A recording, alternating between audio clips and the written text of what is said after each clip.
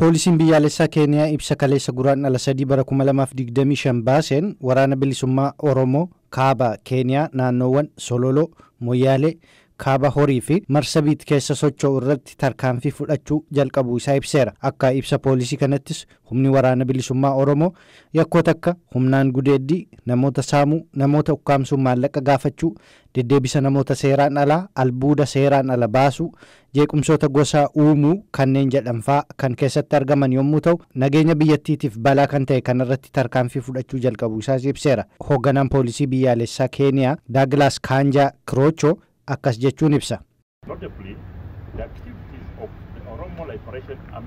Addatti waraanni bilisummaa Oromoo sochiiwwan meeshaalee waraanaa seeraan ala deddeebisuu, qorichoota sammuu namaa adoochan, namoota seeraan ala deddeebisuu, daldala meeshaalee kontrabaandii, jeequmsoota daangaa darban uumuu, albuuda seeraan ala baasuu, jeequmsoota gosootaa uumuu, namoota ukkaamsuun, maallaqa gaafachuun nageenya biyyaalessaa Keeniyaa sodaa keessa galcheera. Gama mootummaa Itoophiyaatiin immoo televiziyoonni Itoophiyaa kan mootummaan hoogganamu Corporation Broadcasting Itoophiyaa akka gabaasetti tajaajilli nageenyaa fi basaasa biyyaalessaa Itoophiyaa dhaabbilee nageenyaa Keeniyaa waliin ta'uun humnoota shanee kan daangaa biyyoota lamaanii irra socho'an irratti tarkaanfii fudhachuu jalqabuu isaanii ibsaniiru. Dhimma kana kan ilaaleenis hoogganaan tajaajila nageenyaa fi basaasaa Itoophiyaa Ambaasaadar Reedwaan Huseenii fi geetni isaanii kan Keeniyaa Jeneraal Nuureddin Mohammad Haji akkasumas hooggantoonni poolisii fi humna waraanaa biyyoota lamaanii guyyoota har'aa marii taasisuu isaanii ibseera. Marii isaanii irratti kallattii kaa'ameenis nageenya naannichaa irratti waliin hojjechuuf waliigaltee mallatteeffame hojiitti hiikuuf tarkaanfiin fudhatamuu jalqabeera. Faayidaa biyyaalessaa biyyoota lamaanii balaarra buusuu kan danda'an shororkeessummaa, daldala kontiroobaandii, namoota seeraan ala deddeebisuu, meeshaalee waraanaa seeraan ala deddeebisuu to'achuu fi ittisuuf tarkaanfii qindaa'e fudhachuu jalqabuu fi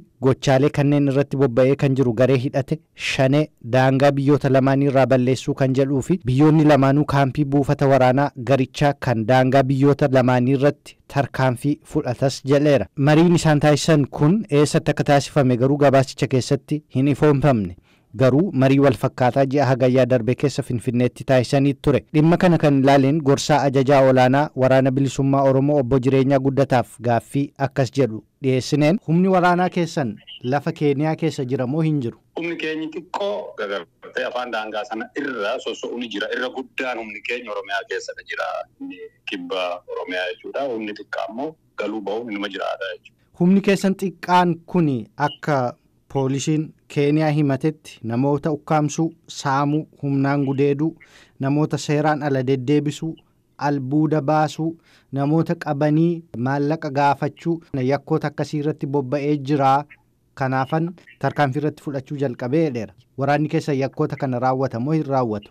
Hin raawwatu kun beekamaa gartee akeeka keenya keessas hin jiru. Kan kana godhu eenyu maaliif godhaasa jedhu walitti haasa'uu dandeenya. Kunis kana dura mootummaan Itoophiyaa daangaa Keeniyaa keessa ceehee yakka nama ajjeesuu, nama shororkeessuu raawwatee deebi'aa ture jechuudha. Haaluma kanaan ammallee yakkoota amma isaan tarrisan kanaa ka hoogganaa yookiin jeneraala waraanaa duraanii ka ture amma immoo ambaasaadara Itoophiyaa ta'ee kan Naayiroobii jiraatu qondaalota jeneraalota Itoophiyaa waliin walii galanii daldala akkasii of duroo himsuudhaaf tattaafachaa jiraachuu isaanii qorannoo ni qabnaa jechuudha.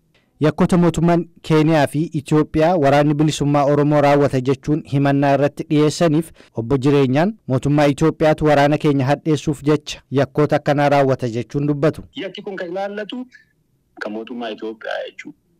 Qoricha deddeebisuu jedhu. Qoricha deddeebisuun kun maddi qoricha sanaa eessa?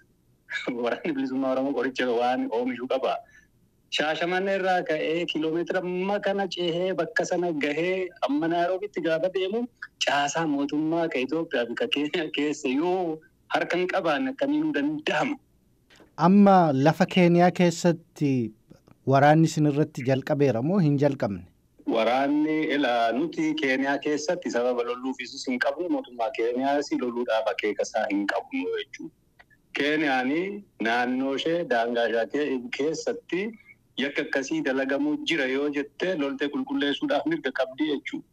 Sana keessatti nutu hirmaanne yakki akkasii uummata keenya keessatti akkam babal'anne gochuudhaaf gaafatamu fudhachuudhaaf qabna jenna malee yakka akkasii hin raawwannu. Kanaafuu amma tarkaanfiin lafoota jedhaman kanarratti waraana bilisummaa Oromoo irratti fudhatamuu jalqabameeru jira moo hin jiru?